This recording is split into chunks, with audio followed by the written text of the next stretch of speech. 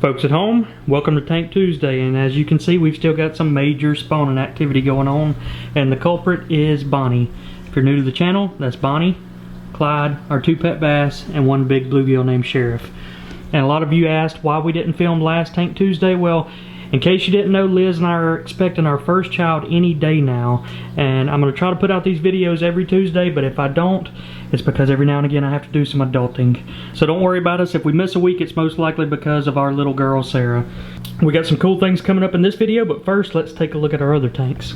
This is our 55-gallon tank and our 10-gallon minnow tank. Wait a minute, what is Heisenberg doing down there? Oh, he's trying to get a minnow. Check that out. There's a minnow floating and Heisenberg is up on top of the structure trying to catch it. That is hilarious. I've never seen that before. Folks, I'm going to go ahead and tell you that's why you need to subscribe to the channel, because every video it seems like we see something that is just unbelievable. I think I ought to help him get that minnow. Let's see if I dropped it down there to him, if he'd be scared. Or if he'll take it. Oh! Looks like you're going to have to catch you a live one. I'm going to put it down here in his house. Maybe he'll get in there and get it. Yep. Well, that's a pretty good introduction of our blue crawfish, Heisenberg. He's starting to be a character just like the rest of our fish. Alright, but now back to the 55-gallon tank. Life of the party, Moby, front and center as always. Look at how long this guy's getting. Let's see if we can get a profile view of him over here. He is growing. He's probably grown an inch in a week, it seems like. He's not going to cooperate. He's ready to eat. Let's see if we can... There we go. It's a little bit of a side view, but you can tell he's definitely getting longer. Hate to see your kids grow up. We got a couple catfish back there. We'll feed them a little bit later on. Alright, and just like always, we got to start off feeding Moby the first minnow, because he's the special one. I feel like these minnows are getting bigger this spring. Maybe that's why Moby's getting bigger. Alright, you ready, Moby? Here we go.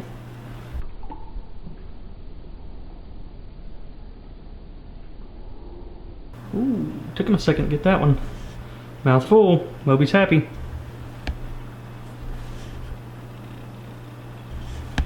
So this is something I love about doing water changes when you have a cat in the house.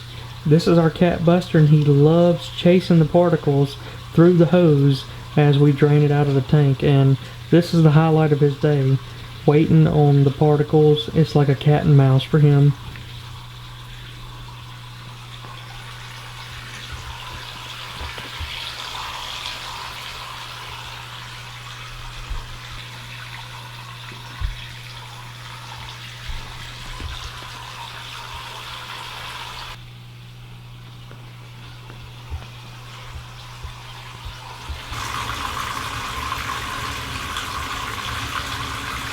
Alright, one of the first things we're going to do in this video is feed these fish something other than the minnows we always feed them. We feed them crappie minnows every day of the week, and I know they get tired of it. You guys always leave us suggestions. Feed them frogs, lizards. We've done a lot of that in the past. We're going to do something they've never eaten before, and that is threadfin shad. I've tried to go out and catch them in the past, and I was unsuccessful, but I think I've got a good spot to go get them. So right now I'm going to head out to a lake where I've seen some schooled up, see if I can throw a cast net, and see if I can catch dinner for these three amigos.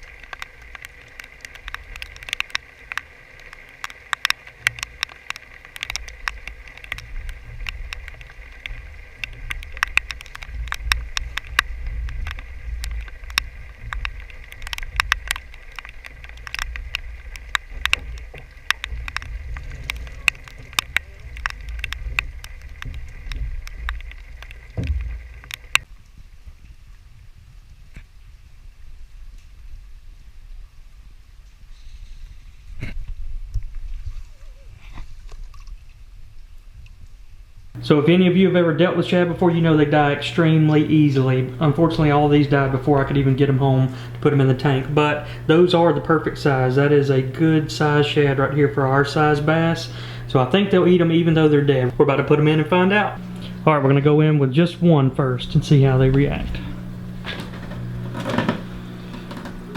I have a feeling they're gonna blow it up. Bonnie's ready. Sheriff got it. Gosh, Sheriff, that was a big shad for you. 1 pound bluegill eating shad that size, but he got it. Sounds about right. Sheriff always steals the show. All right, Liz. Number 2.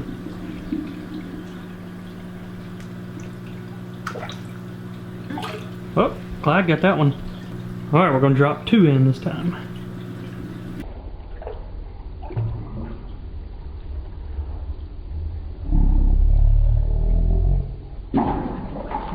Clyde got it. So they don't mind at all. I guess it's the texture, and that's just what a bass is typically used to eating is a shad, so they don't even mind that it's not alive.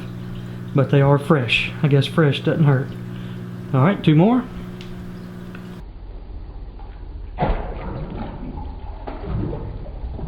Man, they are blowing them up, and Sheriff just made some kind of a shad smoke ball with that one. They're fighting over them. Look at it, they love something different. Bonnie's gonna try to eat it. Yep, Bonnie is on the attack. Sheriff can barely fit that one. Yep. All right, Liz, let's go ahead and feed them some more, so they don't. hold on. He's got shad hanging out of his mouth. That's pretty wild. All right, let's drop 2 more in. Man, they love the shad. We're gonna have to do this more often for them. There we go. Got them. Got 1 floating. Bonnie going up for it. Sheriff will eat it. Bonnie through the tree. That just goes to show you right there. It does not have to be alive, folks. That's pretty cool. Liz says we got 1 last one for this feeding, and that ought to be enough. Look at how the Sheriff's mouth is open wide there, and go ahead, let's drop it in. Last one. Sheriff said he's had enough. Bonnie on the attack. Got it.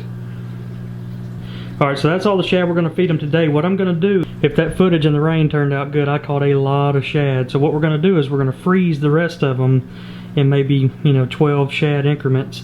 And then every now and again, on a special occasion, we'll thaw them out and drop them in. I'd say the shad feeding was one of the most successful feedings that we've had.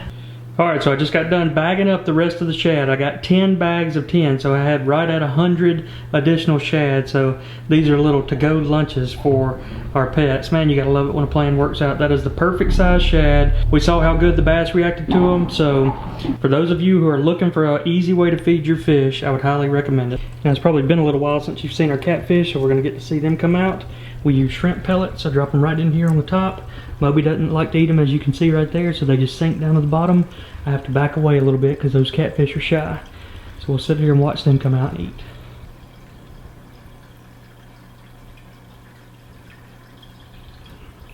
Alright, we got Whiskers out there and Casper back behind them. Casper's the albino catfish. Whiskers is the spotted channel cat. And those shrimp pellets will not last long with them. They're right up above them in the Java moss and they don't even see it, but they can smell it. Oh, he's confused big time. They're about to do Daytona 500 laps around that little Java moss plant right there till they find it. Oh, Whiskers. Got it. Alright, now it's time to show some clips that were sent in to us this past week, and the first one comes from Harry. Harry says, "Hello, my name is Harry. This is my pet bass getting some air. Can I get a shout out on my Instagram, HarryL24. Shout out to Harry. Y'all go check him out."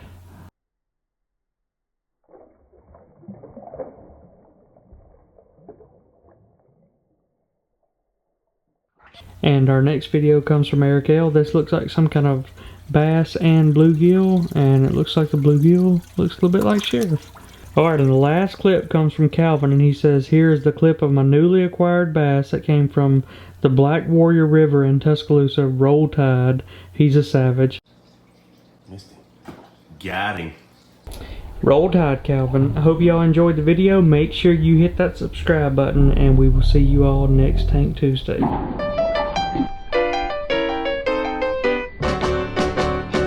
Bonnie and Clyde were pretty looking people, but I can tell you people, they were the devil's children.